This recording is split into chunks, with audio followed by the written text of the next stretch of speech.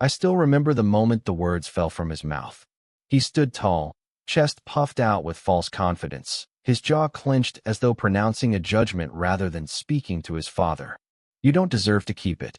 I'm taking care of you now." The way he said it, flat, cold, final, burned into my memory like a scar. He was my only child, my son, the boy I once carried on my shoulders when his legs were too small to keep up with me. Now he stood in my living room with my retirement account details in his hand and arrogance dripping from his voice, reducing my decades of labor to something he could simply reassign. Before we continue, be part of our growing family by hitting that subscribe button. And here's something fun. Share your name and tell us where you're tuning in from in the comments. We might feature you with a shout out in our next video, because your support truly means the world to us. Now, let's proceed. That money was supposed to be my safety net, the sum of every sacrifice. Every sleepless night, I worked double shifts to keep food on our table. And in that instant, I saw none of that mattered to him. The strange part is, I didn't shout. I didn't demand he return what he had stolen. I didn't even reach for the papers he waved at me like some trophy. Instead, I sat down, folded my hands in my lap, and looked at him as though he were a stranger trespassing in my house. Inside, my heart pounded with betrayal. But on the outside, I played calm, almost docile. I let him mistake my silence for surrender. Because one truth I had learned over the years is that arrogance collapses under its own weight. Men, or in this case, boys who think they're men, always trip over the burden of their pride. And so I gave him the rope. I let him believe he had conquered me, that he was now the patriarch, the provider. What he didn't know was that by trying to control me, he had already sealed his downfall. Daniel wasn't always this way, though the signs were there if I looked back carefully. As a child, he had moments of kindness, sharing toys, hugging me after nightmares, drawing cards for me on Father's Day. But alongside that sweetness was a streak of entitlement. He hated losing board games, slammed doors when he didn't get his way, and often blamed others for his mistakes. I told myself it was just a phase, that with guidance and maturity, he would grow into a responsible man. But somewhere along the road, especially after his mother passed away, that entitlement hardened into arrogance. He believed the world owed him something because life had been unfair to him. What he failed to see was that life had been unfair to me, too. And yet, I carried on without bitterness. When his mother died, I poured every ounce of energy into raising him. I worked overtime, took jobs I hated, skipped meals so he could eat, and wore old shoes so he could go to school with pride. I never remarried because I didn't want him to feel abandoned. I thought those sacrifices would bond us. Instead, they seemed to plant in him a belief that everything I had was automatically his. He mistook my giving nature for weakness. So when the day came that I finally stopped working and looked forward to a modest retirement, he swooped in and declared himself my guardian. The cruel irony was that he wasn't protecting me. He was enslaving me, chaining me to his vision of control.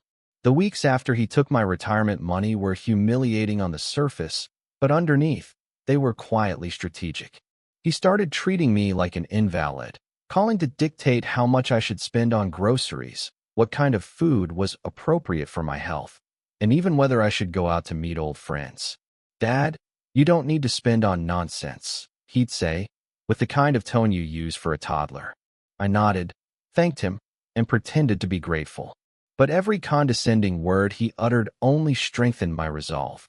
He thought he had clipped my wings, but in truth, he had handed me the sharpest blade, his own sense of superiority. I began small. I asked him to manage my medical insurance. I feigned confusion over the online forms and insisted he take over. He rolled his eyes but accepted the task, smugly reminding me that I was lucky to have him. What he didn't realize was that I had deliberately left certain details incomplete, knowing it would trigger penalties and correction requests. Soon, he was bombarded with calls from the insurance company. At first, he blamed me for not knowing how to do it right. I simply smiled and said, "You're so much better with these things, son. I trust you." He fumed, but his pride wouldn't let him admit defeat. He worked harder, buried himself in calls and forms. The trap had begun to tighten. Then I shifted the utilities into his name. I told him it would be simpler since he was handling the money anyway. Again, his chest swelled with pride as he declared it efficient. Within 2 months, he was juggling due dates, late notices, and rising costs.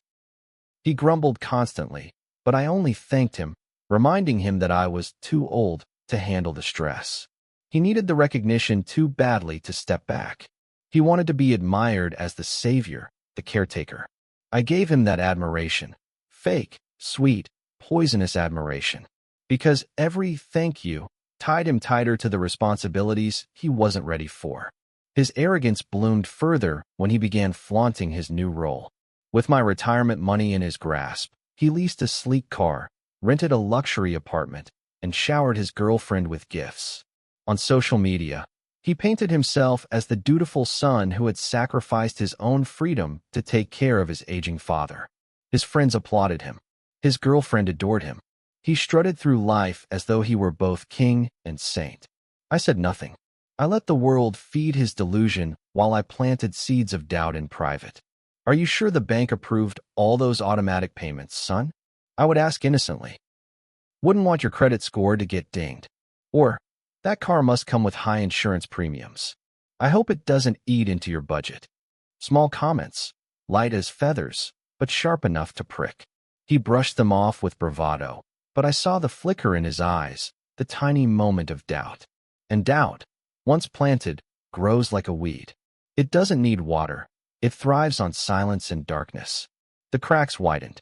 I overheard calls from creditors. His voice strained as he promised to send money soon. His girlfriend's tone shifted from adoration to irritation as she complained about missed dinners and unfulfilled promises. His once polished image began to fray. He started pacing at night, his phone buzzing with reminders he ignored, his hair messy, his face drawn. But still, he clung to the illusion, too prideful to admit he was drowning. That was when I leaned in further, adding weight to his already crumbling shoulders. I began asking for small things. Repairs around the house, errands that consumed his time. Could you fix the fence, son? I can't manage it anymore. Would you mind calling the plumber for me? Each request pulled him deeper into the role he had forced upon himself. He grew resentful, snapping occasionally, but his pride wouldn't let him step away. After all, he had boasted publicly that he was my caretaker. To abandon me now would expose his arrogance. He was trapped by his own lies. The breaking point came with the property tax. I had deliberately let it slide, knowing the letters would pile up until they became urgent. When the notice arrived, he stormed into my house, face red, hands trembling as he slammed the paper on the table. Dad, why didn't you tell me about this? They're saying it's overdue. His voice cracked with panic. I looked at him calmly, sipping my tea.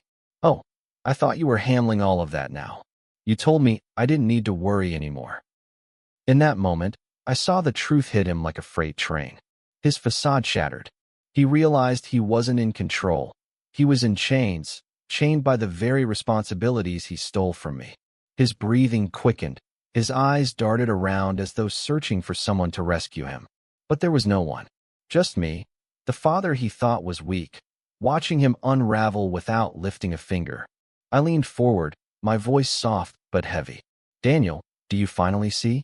Control isn't about spending money or showing off. It's about carrying weight. Real responsibility breaks men who aren't ready. You wanted to take over my life. Now look at you. You can't even hold your own. He opened his mouth, but no words came. For the first time, his arrogance was stripped bare, leaving only fear. He left my house that night without another word. Days later, I heard his girlfriend had left him. Creditors circled like vultures. His luxury apartment was in jeopardy. His friends, who once cheered his performance, vanished when the money dried up. He tried calling me, again and again, but I let the phone ring. Silence became my weapon, the same silence he once mistook for weakness. And me? I sat on my porch, watching the sun dip below the horizon. My retirement money was gone, yes, but what he had lost was far greater.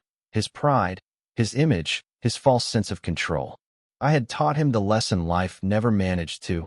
Arrogance devours itself, and when you steal another man's dignity, You only inherit a curse. Daniel was freaking out, unraveling in a world he had built on lies.